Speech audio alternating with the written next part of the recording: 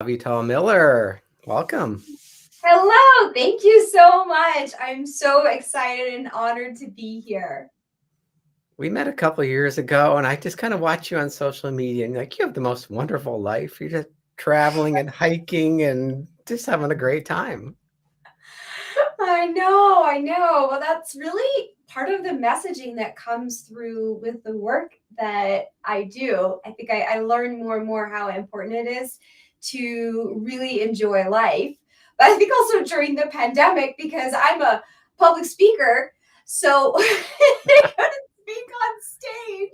And I just thought, all right, well, if I can't work, I'm going to have fun instead. And the mountains, they were open, so I went into the mountains.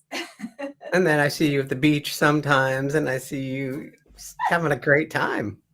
I don't know how I make it all over, but But I that's do. not by accident. You've kind of built this business and your life around that.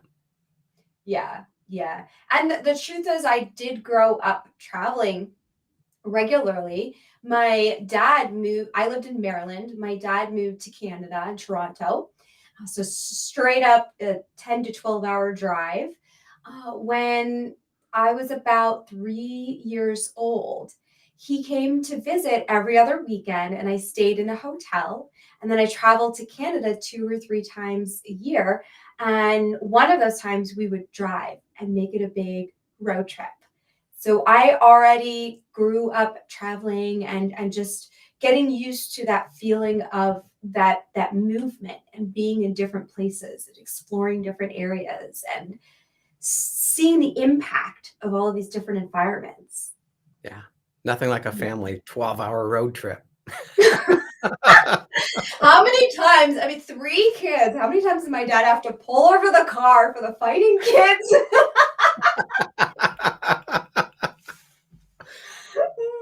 I Yeah, think we what used to I love. drive from upstate Pennsylvania to Boston, and it was a long time because we didn't have freeways way back then. So, I know. But you know what I loved most about it was because I was the youngest of three, and normally the older ones get in trouble. And with my mother, that wasn't the case. I was the one who would get in trouble. So I got really excited when I was with my dad, and I didn't get in trouble in the fights, and I could just relax, and he would go and have a conversation with each of them about whatever it was and teach them some lessons. And I was like, yes, like I don't have to be in trouble now. yeah. I love it. And here you are today. Getting in all kinds of trouble. Yeah. So share some of what you do for your clients. You do so Absolutely. much. I know. Well, and that's also why I gave myself the name Galactic Experiences Creator.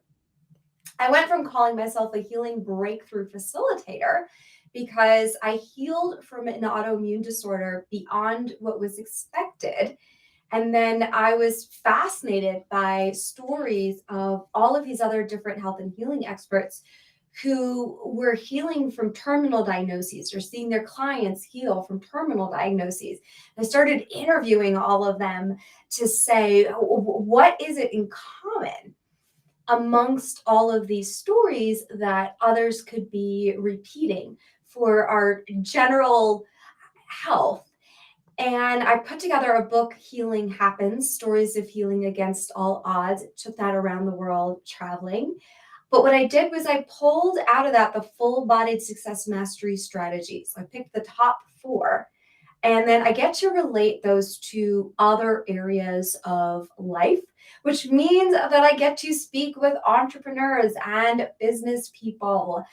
Because if you notice, how we approach success in one area is how we approach it in other areas. And I do have so the speaking is one part. I have a number of group programs that I do online. One of them is called Sit and Succeed, which incorporates a lot of meditation techniques. Because I actually lived at a yoga and meditation retreat center for almost 7 years, going Wow. through all of the certifications there. And then also neurolinguistic programming, because I find that to be such a great accessible tool to get to results quickly for whatever is coming up. Plus, sharing wisdom that people have been calling beyond the cutting edge. It's kind of like I'm saying the things that everyone's going to be saying in a couple of years, Mhm. is what's been the trend in the past. So it's kind of fun to be at the forefront of sharing information that's helpful for people's daily life challenges. If we want to achieve glowing health and vitality, if we want to be creating recharging habits, we want to feel more energetic, we want to lose weight, we want to have the courage to take our next step in our business. And then of course that also ties into working one-to-one with people through those programs. One of the things that comes out of it, and actually the number one full body success mastery strategy, is reason to live. And you can imagine, like with TED, that's really what you actually do, is help people facilitate their purpose Mhm. through supporting everyone with LinkedIn and making sure that we have great visibility and presentation and know how to connect with the people so that everyone can serve more through their purpose. So it's really tying into our reason to live. Is what doctors noticed, that the people were healing from terminal diagnoses were focusing on their reason to live. And then also, what better way to serve your clients than to create community, but to create community based from within community. So Mhm. alongside all of these, you could say, personal growth types of programs, we also have fun. And I have a whole community that I founded for these types of conscious people who want to have fun together, called the Dewdrop Community. And that's evolved into this huge event that people are calling. First, they said it was going to be the event of the season. Now they're saying it's going to be the event of the year. And it's called Valentine's Sorry. It's coming up in February. And that's where we get to really, what I'm doing overall is creating galactic experiences through all of these different types of ways that I can serve people. Yeah, it kind of does. Everything starts with your health. If you're not healthy, you can't have fun. You can't have a successful business. You're just always struggling. And boy, what have you seen over the last 2 years with the pandemic? How it's like people's stress levels, and I there's so know. much uncertainty. Hmm. Hmm. Well, and I knew as it was starting too. So one thing is because I'm understanding a lot about health and what helps people heal, but also understanding what keeps people motivated, what keeps people lively. It is focusing on your reason to live, and that impacts people's health as well. And the first thing that comes up is, first of all, the fact that there's a new disease out there that we want to figure out how to the best possible stay healthy, right? So if we get it, it has the least amount of impact on Mhm. us. And then the next thing that we deal with is fear. Fear comes up for people around the fact that there's this disease. And is it okay to be relating to people? And I've had clients who, even just having to wear a mask all day at work, would give them anxiety attacks. Yeah. So there's that fear piece. And then there's the whole other piece for people whose lives were cut off, whether it's because they couldn't go work their job, or because they're really extroverted people and they're not getting that extroverted time in the same way as Yeah. you would if you were in person. And this was really important also for that reason to live element, to say, what else could you do? What else could you create right now? How could you shift what you do? I was very lucky that when the pandemic started and I couldn't be leading in-person group programs and I couldn't be on stage speaking, that I had people approaching me to do one-to-ones with them, and I could do that on Zoom. So Mhm. actually my work transition was pretty seamless because that happened naturally. I mean, granted, I missed being able to be with people in person and being on stage, but I was still able to serve during that time. And then the other aspect, though, is it's we depression comes in when Yeah. we're really not able to do what we feel inspired to do. And when we're still, then depression happens, immobility happens. When we're not getting outside and getting fresh air, depression happens, immobility happens, right? And I talked about work and how we could be creative around that, but there's our social life and looking at, well, if you need in person time, what a lot of people figured out they could do was go hiking, stay 6 feet apart, and wear a mask. And for a lot of people, that felt comfortable enough where they could get their social interactions in a safe way. Mm-hmm. So we just got creative during that time. But we also look at what came out of it. And I really noticed a lot of the people thriving were the ones who noticed what were the gifts that came out of this time. My family has always lived all over the world.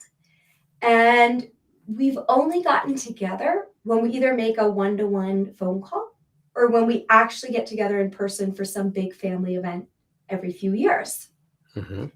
During the pandemic, because it started to become a trend, we started to do more Zoom family gatherings. Mm-hmm. So we actually got to spend more time with our family members than we would normally.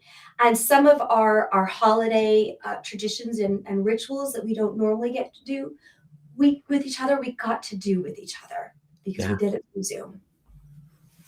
It's great. Adapting. It's like I travel too to speak. I do 2 or 3 speaking engagements a month. That all just stopped, but a lot of them went virtual. So instead of having 100 people in the room, sometimes there was 300 people virtually. So I was doing more events and to more people. So it just adapted and it worked out really well. Yeah, exactly. Tony Robbins, he was so excited because he just had his first live event again, and I went to it, and he said, "But you know what? I'm not going to stop doing the virtual ones because I can reach more people. Yeah. More people are coming."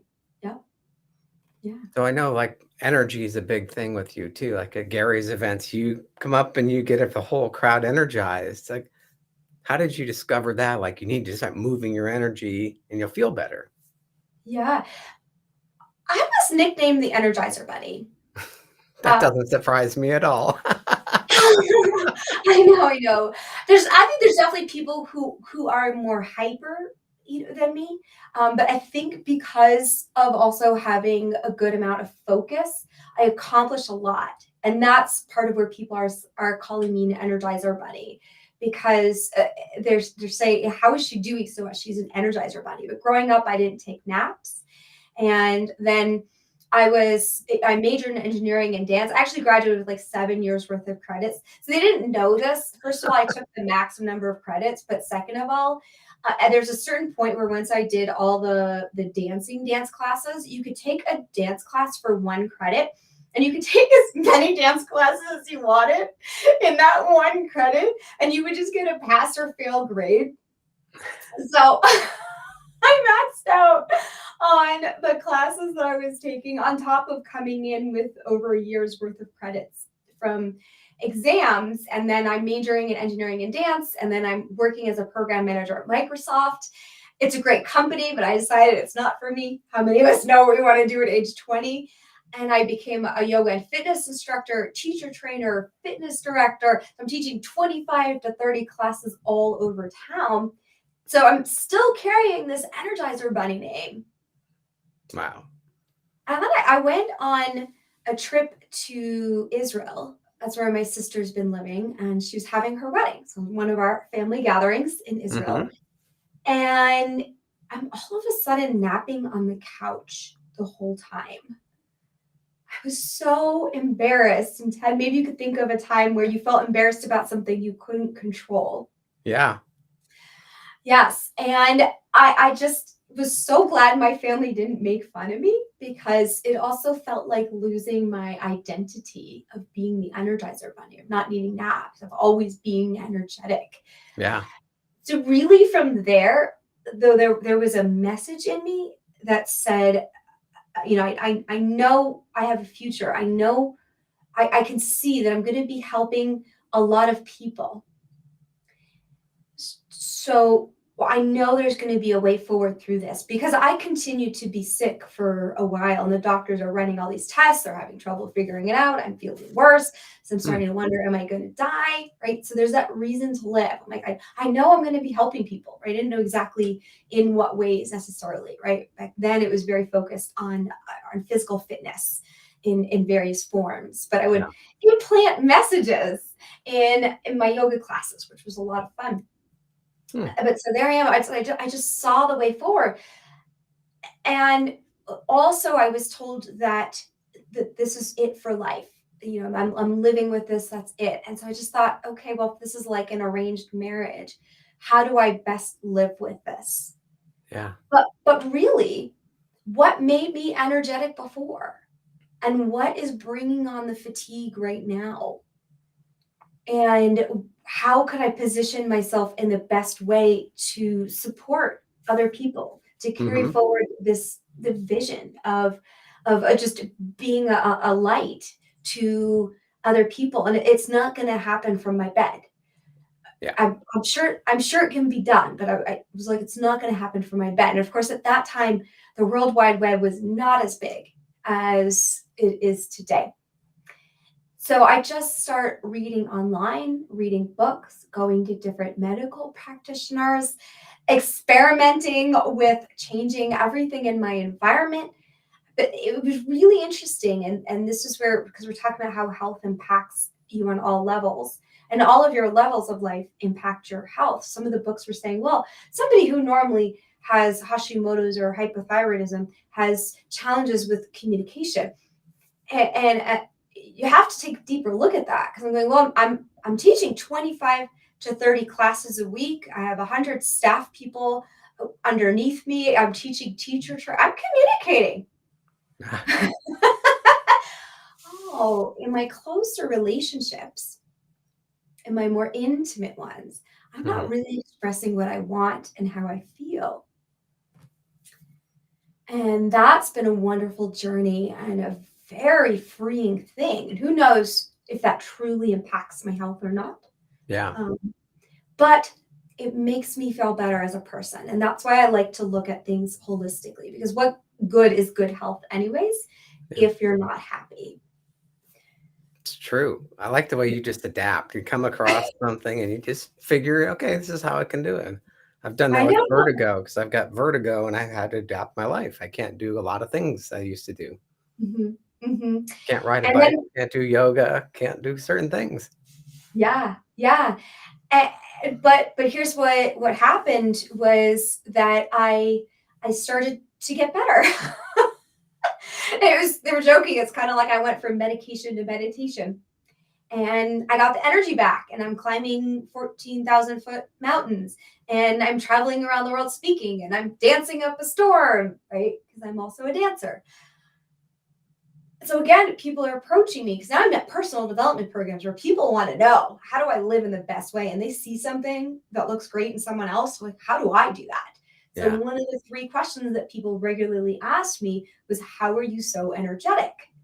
So it really hit me. And that was the thing that people seemed to be the most excited for me to share was Mm. how do we energize our life? And that's actually why I even created a webinar as a starting point for people to understand these concepts and quickly integrate just three keys to unlock unlimited energy.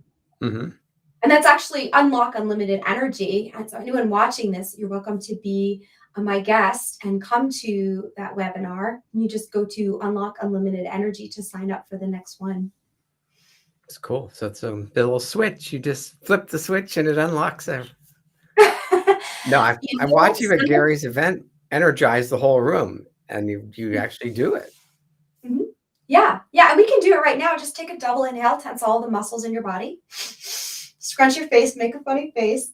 Double exhale, release everything. Do that one more time. Double inhale, tense. Exhale, release. Feel a little different than a moment ago? Yeah. Didn't take It's really long. cool when you do that in front of 100 or 150 people, and they all like, the whole room just kinda like you can feel the energy shift. Yep.